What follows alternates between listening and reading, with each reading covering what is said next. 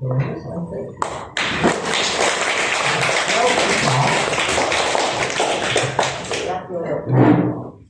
she did. Yeah.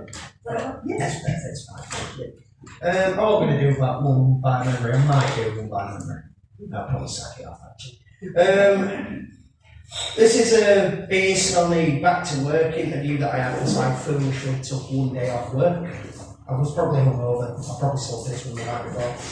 Anyway, this is called the day I took off work.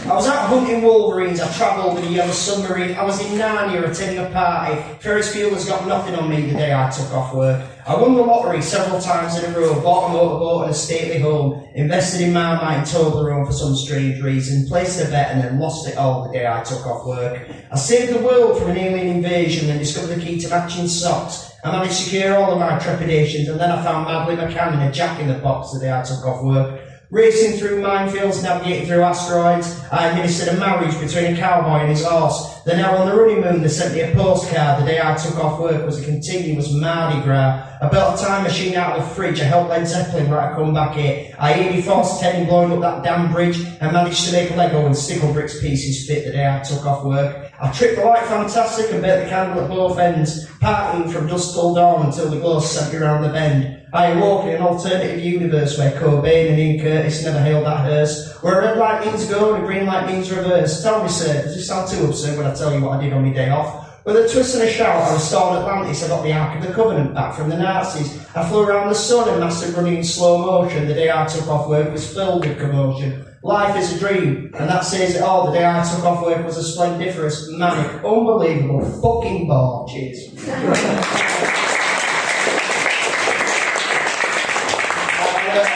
I'll do a romantic one, since poets are meant to be soppy bastards. This one's called You're Never Alone with a Hand. If you're somewhere doing right, you do it yourself. When you're in the mood but she's not broody, don't get upset, have a five-finger party. When you're overcome with passion but she's on the rack and not moved by your proposition that you'll go around the back, just cradle your balls and work the shaft because you're never alone with a hand. When you're on a dry spell, you have been for months and the horizontal disco won't ease those headaches of hers. Lower your blood pressure twice a day, keep your hand in a bag of rice, get your kicks your own way to ease those lonely nights. Go on a crusade of self-harm because you're never alone with a hand. Become a renowned lover of your own practice, face off the one-armed man with a wrist of elastic. Don't sit there broken-hearted when she spurns your advances. Just check the door before you molest yourself to avoid any embarrassment. Become inseparable with your palm because you're never alone with a hand. Any woman could be yours, any dog would fetch, but when you're on your top, grabbing the devil by the horns works out best. Nobody knows better and nobody touches you like yourself. Train that iron grip of yours for the betterment of your health. Spend some time with your favourite gland. You're never alone with a hand. Cheers. Either the Chemie Tavern or the Ship Inn, somebody approached me and said I had to write a poem about crisps. So I did. This is called Space Raiders.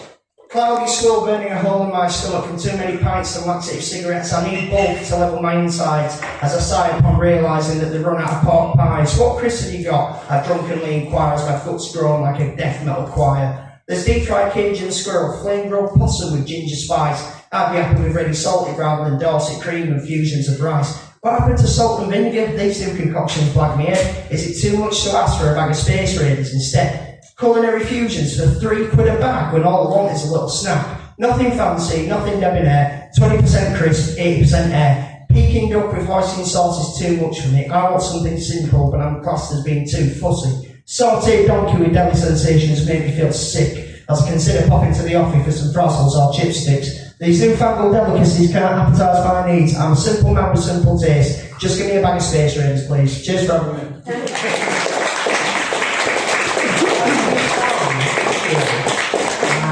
And carrying on with the teas, we've got Trev next. Trev.